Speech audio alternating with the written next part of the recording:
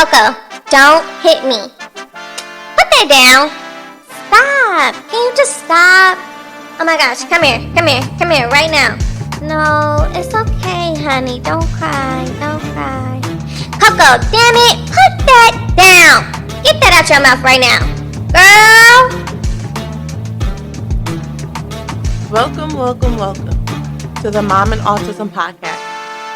I'm your host, Gianni Bacari. So, here we are, finally, episode 1 of the Mom and Autism Podcast. And if you made it this far, I want to sincerely thank you for tuning in. I know it's a little later than expected, but my kid just started preschool this week. And well, let's just say, if Clarissa Shields had a 3-year-old girl, we might have some competition. I mean, everybody's been getting punched on. But we'll get to that at a later date. In today's episode, I just want to highlight some of the signs and symptoms of autism that I've seen in my child. So please understand that this might look different to you, but this is my experience. Aside of the brachial plexus injury that she sustained at birth, if you asked me, from birth to 10 months, my kid was very advanced. She was loving. She was sweet. I mean, she was the happiest baby on earth. At 10 months, she even started walking. And around 11 months, her talking had started to slow down.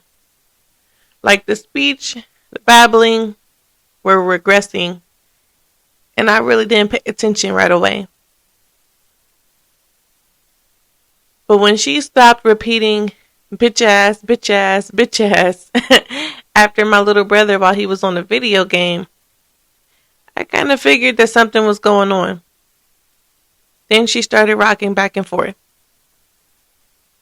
And she started staring into space, and she was very clingy.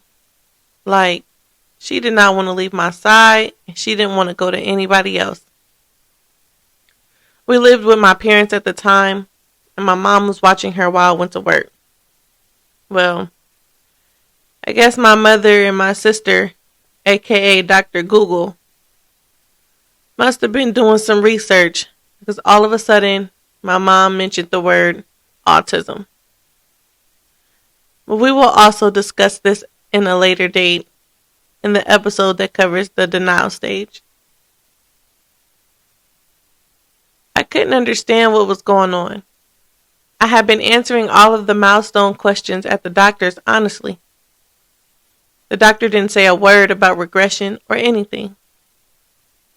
And then it clicked, and I had realized that she was delayed in other areas too. So I went to Facebook and asked my timeline for referrals to a new pediatrician because I couldn't figure out why her doctor hadn't said a word. And it was starting to piss me off. We were referred to Whitehall Pediatrics, where an older white woman was our doctor for only a short period of time. And I mean real short.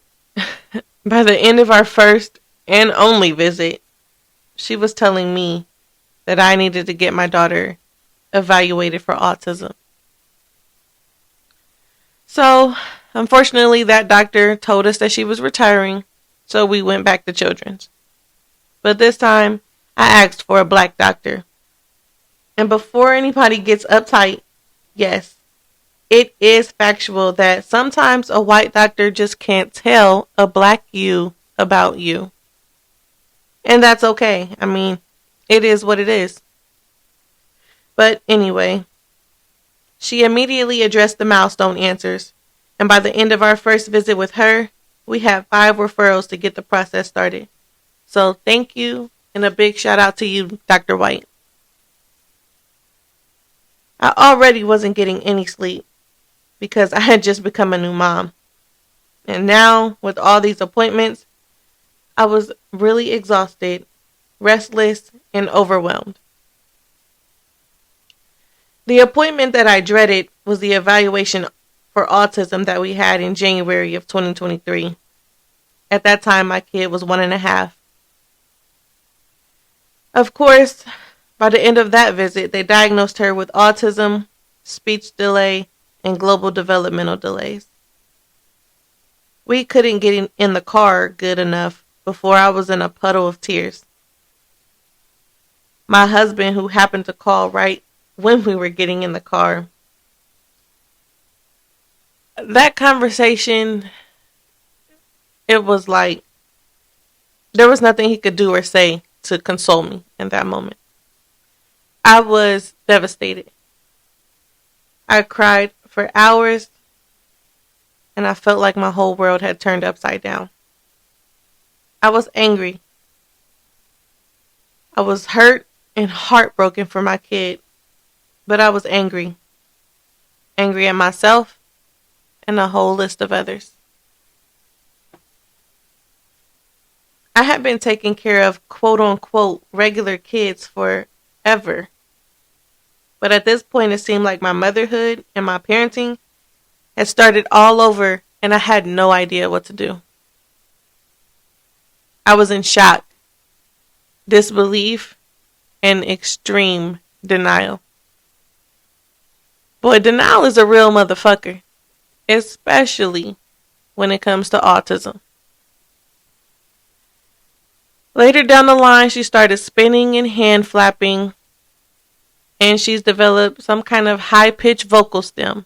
And I mean, it's really high, like Mariah Carey high. She's easily frustrated. She's a very picky eater. And her speech is still delayed, but she has some words. She scripts TV shows and movies all day long. Some of y'all might ask, well, what is that? She recites every word to every episode of Dragon Tales, every word to every song of Gracie's Corner, the whole script of Frozen 1 and 2, Moana, Mulan, Monsters Inc., and Lion King, both 1 and 2. The meltdowns and tantrums, I'm sure some of you know they're really bad. Like, really bad.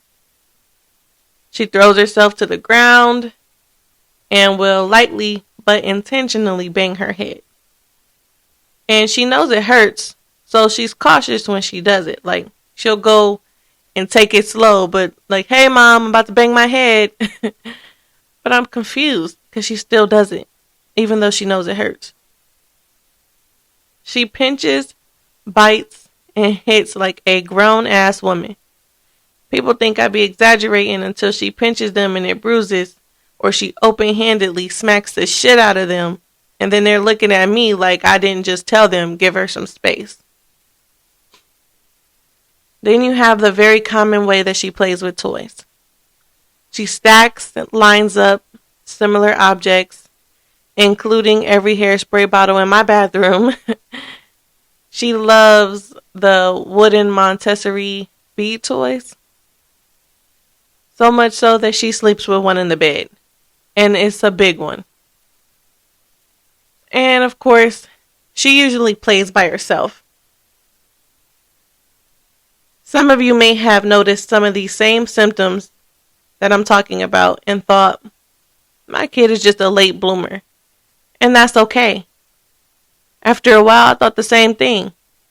Like, oh, she'll come around. Oh, and you know, family members like, it's not her time yet, or she'll talk when she's ready. And that may be true. But I will encourage you to consider the possibility of autism as soon as you see early signs. Because the earlier you intervene and react, the more help you can receive. The chances of them experiencing some normalcy is much higher. And because the journey of advocacy is so strenuous, it's better to get a head start at an early age. Understand that you'll be talking for your kid until you're blue in the face. But keep talking for your kid and make them listen. I hope that you guys may have found some sort of comfort in this episode. because I found comfort in venting to you. Next week, I'll be discussing the denial stage. And believe me, or some of you may already know, the denial stage is a roller coaster of emotions. Ups, downs. It's a lot. The denial stage will have you ready to risk everything for your kid. But until next week, if you could please subscribe, turn on your notifications, and follow me on social media as I share with you my journey of mom and autism. For sponsorships, promotions, or collaborations, please email podcastshell@gmail.com. Also, please follow us on all social media platforms at Mom and Autism.